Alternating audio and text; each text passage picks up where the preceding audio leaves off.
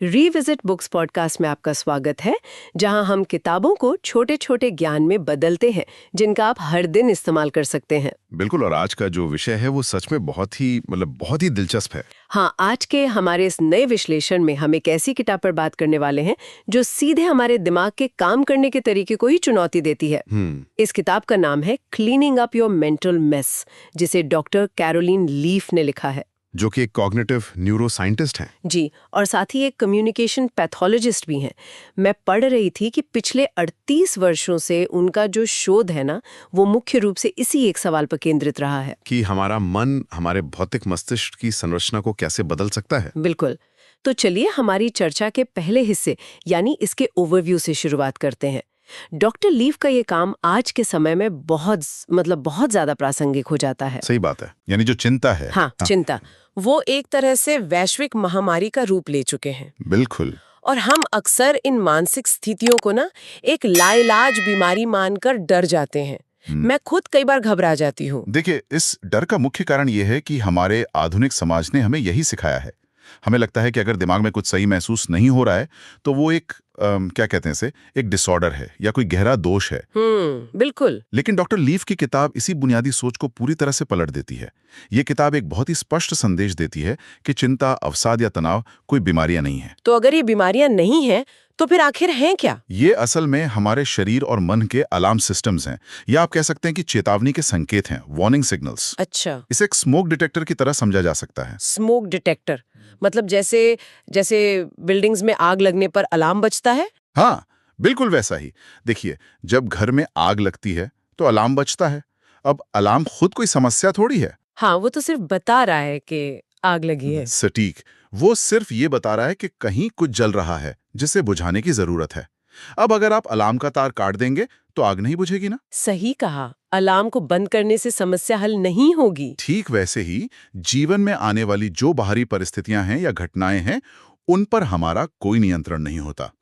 लेकिन उन घटनाओं का हमारा दिमाग कैसे प्रोसेस करेगा और हमारी प्रतिक्रिया क्या होगी, ये पूरी तरह से हमारे हाथ में है। ये बहुत ही शक्तिशाली विचार है कि हम अपने ही दिमाग के इंजीनियर खुद बन सकते हैं। 100%। ये पुस्तक कोई हवाई दार्शनिक ज्ञान नहीं देती, बल्कि ये एक वैज्ञानिक रूप से सिद्ध मैनुअल है जो सिखाता है कि अपने दिमाग की वायरिंग को फिर से कैसे सेट किया जाए। जी। तो अब हमारी चर्चा के दूसरे हिस्से की ओर बढ़ते हैं कि आखिर ये किताब किसके लिए है, हु इज इट फॉर। तो ये विश्लेषण खास तौर पर हमारे उन सुनने वालों के लिए है जो अक्सर खुद को नकारात्मक विचारों के एक कभी न खत्म होने वाले एक लूप में फंसा हुआ पाते हैं। हाँ, जैसे रातों को नींद नहीं आना और बस छत को घूरते हुए किसी पुरानी बहस के बारे में सोचते रहना। बिल्कुल। या फिर भविष्य की उन समस्याओं के बारे में चिंता करना जो अभी तक हुई ही नहीं है, जो भी घटी ही नहीं है। हाँ, जब ऐसा महसूस होने लगे कि दिमाग में इतना शोर है कि खुद की आवाज भी सुनाई नहीं दे रही है, तो ये किताब वहीं से रास्ता दिखाती है। और अगर इसे हम रोजमर्रा की जिंदगी से जोड़कर देखें ना, तो ये उन लोगों के लिए भी एक बेहतरीन टूल किट है जो अपनी किसी पुरानी और गहरी आदत से छुटकारा पाना चाहते हैं। जैसे हमेशा दूसरों को खुश करने की कोशिश करना। हाँ, जिसे पीपल प्लीजिंग कहते हैं, या हर छोटी बात का बहुत ज्यादा विश्लेषण करना, ओवर थिंकिंग करना, या फिर किसी भावनात्मक आघात यानी ट्रॉमा के कारण बार बार एक ही तरह के डर का अनुभव करना। ये चर्चा उन सभी के लिए है जो एक अनुशासित और स्पष्ट मानसिक जीवन जीना चाहते हैं, ताकि हम अपने विचारों के गुलाम बन के न जिएं, बल्कि उन पर अपना नियंत्रण स्थापित करें। बिल्कुल। विचारों पर नियंत्रण स्थापित करने का ये जो सफर है वो बहुत ही रोमांचक है। तो चलिए बिना किसी देरी के अपनी चर्चा के तीसरे और सबसे महत्वपूर्ण हिस्से की ओर बढ़ते हैं, हमारे मुख्य निष्कर्ष, की टेकअवेज। जी। इस किताब के इस विशाल शोध को हमने 4 प्रमुख व्यावहारिक बिंदुओं में समेटा है। तो हमारा पहला निष्कर्ष है मन बनाम मस्तिष्क और न्यूरोप्लास्टिसिटी का विज्ञान, माइंड वर्सेस ब्रेन। ये मेरा सबसे पसंदीदा हिस्सा है। हाँ, और इसकी शुरुआत मैं एक बहुत ही हैरान करने वाले वैज्ञानिक तथ्य से करना चाहूंगी। अगर हम इंसानी शरीर की सहन शक्ति की बात करें ना, तो एक इंसान लगभग 3 सप्ताह तक बिना भोजन के जीवित रह सकता है। वो 3 दिन तक बिना पानी के भी जीवित रह सकता है और बिना ऑक्सीजन के करीब 3 मिनट तक जिंदा रह सकता है। लेकिन एक इंसान 3 सेकंड भी बिना सोचे नहीं रह सकता। बिल्कुल सही। हमारी सोचने की प्रक्रिया, हमारा जो मन है, वो लगातार काम कर रहा है। यहाँ तक कि सोते समय भी। हाँ, वो कभी बंद नहीं होता। और ये निरंतर चलने वाली प्रक्रिया ही हमें इस महत्वपूर्ण अंतर को समझने पर मजबूर करती है कि मन यानी माइंड और मस्तिष्क यानी ब्रेन एक ही चीज नहीं है। जबकि आम बोलचाल में हम अक्सर इन दोनों शब्दों का इस्तेमाल एक दूसरे की जगह कर लेते हैं। हम कहते हैं कि मेरे दिमाग में ये चल रहा है या मेरे मन में ये चल रहा है, दोनों एक ही लगता है। हाँ, जो कि वैज्ञानिक दृष्टि से पूरी तरह गलत है। डॉक्टर लीफ बहुत ही स्पष्ट रूप से बताती हैं कि हमारा जो मन है वो हमारी ऊर्जा है। ऊर्जा। हाँ, ऊर्जा, ये हमारे सोचने, महसूस करने और निर्णय लेने की क्षमता है। ये कोई भौतिक वस्तु नहीं है जिसे छुआ जा सके। समझ रही हूँ। दूसरी ओर हमारा जो मस्तिष्क है यानी ब्रेन, वो शरीर का एक भौतिक अंग है। और दिलचस्प बात यह है कि मस्तिष्क हमारे पूरे अस्तित्व का केवल 1% हिस्सा है। सिर्फ 1%? हाँ, केवल 1%। मन ही वो अदृश्य चालक है जो इस भौतिक मस्तिष्क को निर्देशित करता है। अगर मैं इसे आज की तकनीक की भाषा में समझूं, तो हमारा जो मन है वो एक सॉफ्टवेयर प्रोग्राम की तरह है। बिल्कुल। और जो मस्तिष्क है वो उस कंप्यूटर हार्डवेयर की तरह है जिस पर वो सॉफ्टवेयर चल रहा है। हार्डवेयर अपने आप कुछ नहीं कर सकता जब तक कि सॉफ्टवेयर उसे निर्देश न दे। बहुत ही बढ़िया उदाहरण है ये। और यहीं से न्यूरोप्लास्टिसिटी का वो क्रांतिकारी सिद्धांत सामने आता है। न्यूरोप्लास्टिसिटी? हाँ, दशकों पहले विज्ञान ये मानता था कि एक उम्र के बाद हमारा मस्तिष्क बदलना बंद कर देता है। हाँ, हमें यही पढ़ाया गया था। लेकिन अब हम जानते हैं कि मस्तिष्क एक प्लास्टिक की तरह लचीला है। वो लगातार अपने आकार और ढांचे को बदल रहा है। हम जो भी विचार सोचते हैं वो हमारे मस्तिष्क के भौतिक ढांचे में एक वास्तविक शारीरिक बदलाव लाता है। मतलब हमारे विचार हमारे ब्रेन का फिजिकल स्ट्रक्चर बदल देते हैं? बिल्कुल। डॉक्टर लीफ इसे प्लास्टिक पैराडॉक्स का नाम देती हैं। प्लास्टिक पैराडॉक्स, इसका क्या मतलब हुआ? इस विरोधाभास का मतलब यह है कि यह लचीलापन एक दोधारी तलवार की तरह है। मस्तिष्क अच्छे के लिए भी बदल सकता है और बुरे के लिए भी? हाँ, यदि हम लगातार नकारात्मक सोच में डूबे रहते हैं, डर और चिंता को ऊर्जा देते हैं, तो वो ऊर्जा मस्तिष्क में ऐसे भौतिक रसायन छोड़ती है जैसे अतिरिक्त कोर्टिसोल? बिल्कुल, कॉर्टिसोल। और ये रसायन मस्तिष्क की कोशिकाओं को सचमुच नुकसान पहुंचाते हैं। इससे शरीर में सूजन बढ़ती है, इन्फ्लेमेशन होता है और बीमारियां जन्म लेती हैं। बाप रे, ये तो डरावना है। लेकिन इसका सकारात्मक पहलू भी है। अगर हम जानबूझकर अपने सोचने के तरीके को बदल दें तो हमारा मन हमारे मस्तिष्क को ठीक भी कर सकता है। हम नई स्वस्थ कोशिकाओं और तंत्रिका मार्गों का निर्माण कर सकते हैं। Neural pathways. हाँ, यह जान कि हम खुद अपने मस्तिष्क के भौतिक ढांचे को नया रूप दे सकते हैं किसी महाशक्ति से कम नहीं है। लेकिन ये बदलाव तभी संभव है जब हम यह समझें कि एक विचार असल में होता क्या है। सही कहा। और यहीं से हम अपने दूसरे मुख्य निष्कर्ष पर आते हैं। एक विचार की शारीरिक रचना, पेड़ का रूपक, the anatomy of a thought. हमें अक्सर लगता है ना कि विचार बस हवा के झोंके की तरह हैं, जो मन में आते हैं और गायब हो जाते हैं। उनका कोई ठोस अस्तित्व नहीं होता। हाँ, हम उन्हें बहुत हल्के में लेते हैं। लेकिन न्यूरोसाइंस हमें बताता है कि विचार वास्तविक भौतिक संरचनाएं हैं। उनका वजन होता है, वे जगह घेरते हैं और वे ऊर्जा उत्पन्न करते हैं। डॉक्टर लीफ ने इसे समझाने के लिए एक बहुत ही सटीक और सुंदर पेड़ के रूपक का इस्तेमाल किया है, ट्री मेटाफर। हाँ, इस रूपक में मन को 3 अलग-अलग हिस्सों में बांटा गया है। चलिए इस पेड़ के रूपक को गहराई से समझते हैं। सबसे पहले पेड़ का वो हिस्सा आता है जो जमीन के ऊपर होता है। पत्तियां और शाखाएं। हाँ, पत्तियां और शाखाएं। ये हमारे चेतन मन यानी कॉन्शियस माइंड को दर्शाता है। चेतन मन वो है जिसके बारे में हम हर पल जागरूक रहते हैं। हम जो बोलते हैं, जो काम करते हैं या दुनिया को जो प्रतिक्रिया देते हैं, वो सब इन पत्तियों की तरह हैं। जब कोई इंसान गुस्से में किसी पर चिल्लाता है तो हम सिर्फ उस पेड़ की पत्तियों को हिलते हुए देख रहे हैं। लेकिन वो पत्तियां हवा में नहीं लटकी हैं, वे एक तने से जुड़ी हैं। बिल्कुल। और पेड़ का तना हमारे अवचेतन मन यानी सबकॉन्शियस माइंड का प्रतिनिधित्व करता है। मैंने पढ़ा है कि ये तना चेतन और अचेतन मन के बीच एक पुल का काम करता है। सही पढ़ा है आपने। इसका सबसे बड़ा काम है हमें चेतावनी देना। चेतावनी कैसे? जब भी हमारी गहरी मान्यताओं या यादों में कोई उथल पुथल होती है तो ये अवचेतन मन शारीरिक और भावनात्मक संकेत भेजता है। जैसे किसी खास इंसान को देखते ही अचानक पेट में अजीब सी आंठन होना। हाँ, या किसी मीटिंग से पहले अचानक दिल की धड़कन का तेज हो जाना, या बिना किसी स्पष्ट कारण के पसीना आना। बिल्कुल। ये सब उसी तने द्वारा भेजे गए संकेत हैं कि नीचे जड़ों में कुछ गड़बड़ है। अब मैं समझ रही हूँ। तो अब जड़ों की बात करते हैं। हाँ, अब बात करते हैं उस सबसे महत्वपूर्ण हिस्से की जो जमीन के नीचे छिपा होता है, पेड़ की जड़ें। जो दिखाई नहीं देती। बिल्कुल, ये जड़ें हमारे अचेतन मन यानी नॉन कॉन्शियस माइंड को दर्शाती हैं। ये हिस्सा कभी नहीं सोता, ये 24 घंटे सातों दिन सक्रिय रहता है। हमारे जीवन का हर अनुभव, हर याद, हर बचपन का आघात और हमारी सबसे गहरी मान्यताएं इन्हीं जड़ों में दर्ज होती हैं। बचपन का ट्रॉमा भी। हाँ, सब कुछ। और सबसे हैरानी की बात यह है कि हमारी सोच और हमारे अस्तित्व का 90 से 99% हिस्सा इसी अचेतन मन से संचालित होता है। बाप रे, 90 से 99%? हाँ, चेतन मन यानी वो पत्तियां तो सिर्फ उस विशाल अचेतन मन का एक बहुत छोटा सा बाहरी प्रदर्शन है। ये रूपक हमें ये समझाता है कि क्यों सिर्फ सकारात्मक सोच या पॉजिटिव थिंकिंग वाली सलाह अक्सर काम नहीं करती। बिल्कुल काम नहीं करती। अगर किसी पेड़ की जड़ें सड़ चुकी हैं या उनमें जहर है, तो हम उसकी पत्तियों पर हरा रंग पोतकर उस पेड़ को स्वस्थ नहीं बना सकते। बहुत खूब कहा। हरा रंग पोतने से जड़ें ठीक नहीं होंगी। जब तक हम जमीन खोदकर उन जड़ों तक नहीं पहुंचेंगे, तब तक वो मेंटल मेस या मानसिक कचरा साफ नहीं होगा। सही बात है। तो अब सबसे बड़ा सवाल ये उठता है कि उन जड़ों तक पहुंचा कैसे जाए? इस मानसिक कचरे को वैज्ञानिक तरीके से साफ कैसे किया जाए? और इसका जवाब हमें मिलता है हमारे तीसरे मुख्य निष्कर्ष में, जो है 5 चरणीय न्यूरोसाइकिल, द 5 स्टेप न्यूरोसाइकिल। देखिए, ये कोई रातों रात असर करने वाला जादू नहीं है। जादू तो नहीं होता। ये दिमाग की सफाई के लिए एक व्यवस्थित वैज्ञानिक प्रक्रिया है, जिसे हर दिन सिर्फ 7 से 15 मिनट तक अभ्यास में लाना है। चलिए इन 5 चरणों को एक बहुत ही व्यावहारिक उदाहरण के साथ समझते हैं।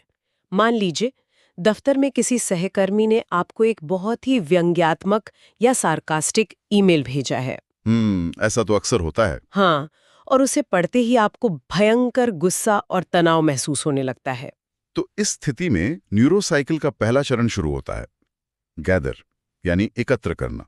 एकत्र करना। इस चरण में आपको कोई प्रतिक्रिया नहीं देनी है, सिर्फ अपने शारीरिक और भावनात्मक स्थिति के प्रति जागरूकता बढ़ानी है। मतलब खुद पर ध्यान केंद्रित करना है।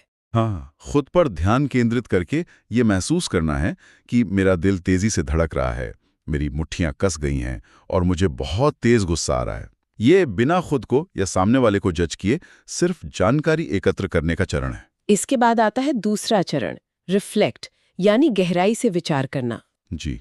डॉक्टर लीफ इस चरण में 5 वाई यानी 5 बार क्यों पूछने की तकनीक का सुझाव देती है। ये तकनीक हमें पत्तियों से लेकर जड़ों तक का सफर तय करवाती है। उसी ईमेल वाले उदाहरण को लें तो? हाँ, उसी उदाहरण को लेते हैं। तो पहला सवाल होगा, मुझे इतना गुस्सा क्यों आ रहा है? जवाब मिलेगा, क्योंकि उस ईमेल में मेरी मेहनत का मजाक उड़ाया गया है। फिर दूसरा सवाल, मेरी मेहनत का मजाक उड़ाने से मुझे इतना बुरा क्यों लगा? क्योंकि मुझे लगता है कि मेरे काम की कोई कद्र नहीं करता। तीसरा सवाल, मुझे ऐसा क्यों लगता है कि मेरे काम की कद्र नहीं होती? और गहराई में जाएं तो जवाब होगा, क्योंकि मेरे पिछले बॉस ने भी हमेशा मेरी कमियां ही निकाली थीं। बिल्कुल। इस तरह बार बार क्यों पूछने से हम उस वर्तमान घटना से हटकर उस गहरे अचेतन घाव तक पहुंच जाते हैं जो असल में हमें दर्द दे रहा होता है। और जड़ों का पता चलने के बाद तीसरा चरण बहुत महत्वपूर्ण हो जाता है। राइट, यानी लिखना। डॉक्टर लीफ इसे मेटाकॉग तकनीक कहती हैं। मेटाकॉग्निशन, जिसका मतलब है अपनी ही सोच के बारे में सोचना। देखिए, जब तक विचार हमारे दिमाग में रहते हैं ना, वे एक बवंडर की तरह गोल गोल घूमते हैं और हमें भ्रमित करते हैं। हाँ, सब कुछ उलझा हुआ लगता है। लेकिन जैसे ही हम उन विचारों को एक डायरी या कागज पर उतारते हैं, हम उस मानसिक बवंडर को अपने दिमाग से बाहर निकालकर एक भौतिक रूप दे देते हैं। इससे दिमाग का बोझ तुरंत कम होता है। कागज पर लिखे हुए विचारों को देखने एक अलग ही स्पष्टता देता है। बिल्कुल, जिससे ये समझना आसान हो जाता है कि समस्या असल में उतनी बड़ी नहीं है जितनी वो दिमाग के अंदर महसूस हो रही थी। ये तो एक तरह का ब्रेन डंप है ना, जो हमारे दिमाग की रैम को खाली कर देता है। बहुत सही शब्द इस्तेमाल किया आपने, ब्रेन डंप। इसके बाद हम चौथे चरण पर बढ़ते हैं, रीचेक यानी पुनः जांचना। इसे डॉक्टर लीफ एक मानसिक ऑटोप्सी कहती हैं। Mental autopsy. हाँ, हमने कागज पर जो कुछ भी लिखा है, अब उसे एक नए और स्वस्थ दृष्टिकोण से देखने का समय है। पुराने नकारात्मक विचार को तोड़कर उसे नया अर्थ देना है। जैसे उस सहकर्मी के ईमेल के बारे में ये सोचने के बजाय कि हर कोई मुझे नीचा दिखाना चाहता है, हम इसे ऐसे पुनः जांच सकते हैं कि शायद वो व्यक्ति खुद किसी भारी तनाव में है और उसकी ये कड़वाहट मेरे काम के बारे में कम और उसकी खुद की स्थिति के बारे में ज्यादा बता रही है। मेरा मूल्य इस एक ईमेल से तय नहीं होता। बिल्कुल, ये नजरिया ही सब कुछ बदल देता है। और फिर आता है इस चक्र का 5वां और अंतिम चरण, एक्टिव रीच यानी सक्रिय पहुंच। यह चरण उस नए दृष्टिकोण को हमारे दिन भर के जीवन में मजबूती से स्थापित करने का काम करता है। ये कोई छोटा सा काम, कोई मंत्र या कोई विजुअलाइजेशन हो सकता है जिसे हम पूरे दिन याद रखें ताकि हम उस पुराने पैटर्न में वापस ना गिरें। हाँ, जब भी वो पुराना नकारात्मक विचार वापस आने की कोशिश करे तो ये सक्रिय पहुंच एक ढाल का काम करती है। इसे 5वें चरण को मजबूती देने के लिए एक बहुत ही शानदार वैज्ञानिक नियम का उल्लेख किया गया है जिसे 30 से 90 सेकंड का नियम कहा जाता है। ये बहुत जरूरी है समझना। हाँ, जब भी हमें कोई भावनात्मक झटका लगता है तो हमारे शरीर में एक रासायनिक प्रतिक्रिया होती है, एक केमिकल फ्लश। एड्रेनालाइन और कॉर्टिसोल का स्तर अचानक बढ़ जाता है। बिल्कुल, लेकिन विज्ञान बताता है कि इस रासायनिक लहर को शरीर से पूरी तरह गुजरने और शांत होने में केवल 30 से 90 सेकंड का समय लगता है। सिर्फ 1.5 मिनट? हाँ, इसलिए जब भी कोई भड़काने वाली बात हो तो तुरंत प्रतिक्रिया ना दें, बस 1 मिनट के लिए शांत रहें, गहरी सांस लें और उस ऊर्जा को शरीर से बाहर निकल जाने दें। और 90 सेकंड बाद जब हम प्रतिक्रिया देंगे तो वो चेतन मन का एक सोच समझकर लिया गया फैसला होगा, ना कि अवचेतन मन की कोई घबराई हुई प्रतिक्रिया। ये न्यूरोसाइकिल हमें याद दिलाता है कि अपने मन को साफ करना एक दिन की घटना नहीं है, ये एक प्रक्रिया है। और ये प्रक्रिया कितने दिन चलनी चाहिए, इसका जवाब हमें हमारे चौथे निष्कर्ष में मिलता है। बिल्कुल, जो है आदत बनाने का 63 दिनों का नियम, the 63 day habit rule. Pop culture और कई सेल्फ हेल्प किताबों ने हमारे दिमाग में ये बात बैठा दी है ना कि किसी भी नई आदत को बनाने में या पुरानी आदत को तोड़ने में सिर्फ 21 दिन लगते हैं। हाँ, हर जगह यही सुनने को मिलता है, 21 दिन का चैलेंज। लेकिन डॉक्टर लीफ का शोध इस 21 दिन वाले मिथक को पूरी तरह से तोड़ देता है। तो विज्ञान क्या कहता है? विज्ञान के नजरिए से देखें तो 21 दिन का नियम एक अधूरा सच है। जब हम उस 5 चरणीय न्यूरोसाइकिल का लगातार 21 दिनों तक अभ्यास करते हैं तो हमारे मस्तिष्क में कुछ भौतिक परिवर्तन होने शुरू होते हैं। हमारे न्यूरॉन्स आपस में जुड़कर नई शाखाएं बनाते हैं जिन्हें डेंड्राइट्स कहा जाता है। डेंड्राइट्स? हाँ, 21 दिनों में ये नई शाखाएं या नए विचार भौतिक रूप तो ले लेते हैं, लेकिन अभी वो बहुत नाजुक होते हैं। मतलब वे पूरी तरह से जमे नहीं हैं। बिल्कुल, वे अभी एक स्थायी आदत या ऑटोमेटाइज्ड हैबिट नहीं बने हैं जो अवचेतन रूप से खुद ब खुद काम कर सकें। अगर कोई व्यक्ति 21 दिन के बाद अभ्यास छोड़ देता है तो वे नई शाखाएं धीरे धीरे टूट जाती हैं और व्यक्ति फिर से पुरानी बुरी आदतों में लौट जाता है। सही कहा। इसे ऐसे समझा जा सकता है कि 21 दिन में हमने एक नई पगडंडी तो बना ली, लेकिन उसे एक पक्की सड़क बनाने के लिए उस पर बार बार चलना जरूरी है। बहुत सुंदर उदाहरण है ये। विज्ञान कहता है कि उस नए विचार को एक अवचेतन आदत में बदलने के लिए अगले 42 दिनों तक उसका लगातार अभ्यास करना पड़ता है। इसका मतलब है कि 21 दिन नई संरचना बनाने के लिए और 42 दिन उसे पक्का करने के लिए। हाँ, कुल मिलाकर किसी भी विचार या आदत को पूरी तरह से जड़ से उखाड़ने और उसकी जगह एक नई स्वस्थ जड़ जमाने में 63 दिन लगते हैं। यह 63 दिन की समय सीमा बहुत ही प्रेरणादायक है। मुझे लगता है कि जब लोग ये समझ जाते हैं कि उनके पास एक स्पष्ट रोड मैप है तो उनका आत्मविश्वास बढ़ता है। बिल्कुल बढ़ता है। अगर कोई व्यक्ति लगातार 63 दिनों तक अपने दिमाग के किसी एक विशिष्ट मानसिक कचरे पर काम करता है तो वस्तुतः अपने मस्तिष्क के उस हिस्से को मार देता है जो उस नकारात्मक विचार को ऊर्जा दे रहा था। पुरानी शाखाएं सूखकर गिर जाती हैं और उनकी जगह नए स्वस्थ डेंड्राइट्स ले लेते हैं। यह एक प्रमाणित न्यूरोसाइंटिफिक सत्य है कि कोई भी गहरा आघात या सालों पुरानी नकारात्मक आदत अजेय नहीं है, उसे हराया जा सकता है। यह इस चर्चा का सबसे खूबसूरत पहलू है। अब हम अपनी चर्चा के अंतिम चरण यानी क्लोजिंग थॉट्स पर आते हैं। इन सभी वैज्ञानिक बातों का निचोड़ यह है कि हम इस तथ्य से इनकार नहीं कर सकते कि जीवन में कठिनाइयां तो आएंगी, बुरी घटनाएं होंगी, तनावपूर्ण स्थितियां सामने आएंगी, लेकिन हम उन घटनाओं के असहाय शिकार नहीं है। हम अपने थिंकिंग पैटर्न के वास्तुकार खुद हैं। ये जो माइंड मैनेजमेंट है ये कोई एक बार का प्रोजेक्ट नहीं है। हाँ। जिस तरह हम अपने शरीर को साफ रखने के लिए रोज नहाते हैं, अपने दांतों को स्वस्थ रखने के लिए रोज ब्रश करते हैं, ठीक उसी तरह हमें अपने दिमाग को भी रोज साफ करने की जरूरत है। बिल्कुल। हमें अपनी भावनाओं और तनाव से डर कर भागने के बजाय उनका सामना करना और उन्हें एक सही दिशा में मोड़ना सीखना होगा। सही बात है।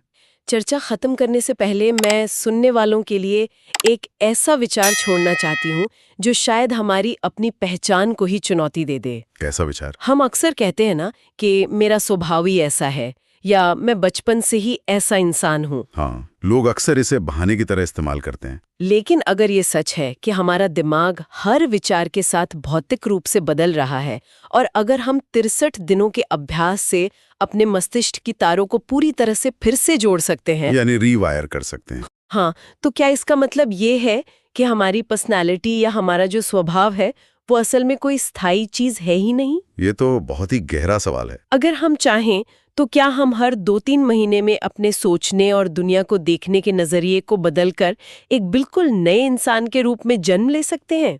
इस पर विचार जरूर कीजिएगा। वाकई ये सोचने लायक बात है। ये था आज का विश्लेषण। हालांकि ये चर्चा पुस्तक के पूरे पाठ का स्थान नहीं ले सकती, लेकिन ये इसकी शिक्षाओं की एक झलक जरूर दे सकती है। मुझे आशा है कि आपको ये चर्चा उपयोगी लगी होगी और मैं आगे भी आपके साथ साझा करने के लिए उत्सुक हूँ। मुझे बताएं कि आप अगली बार किस पुस्तक पर चर्चा सुनना चाहते हैं।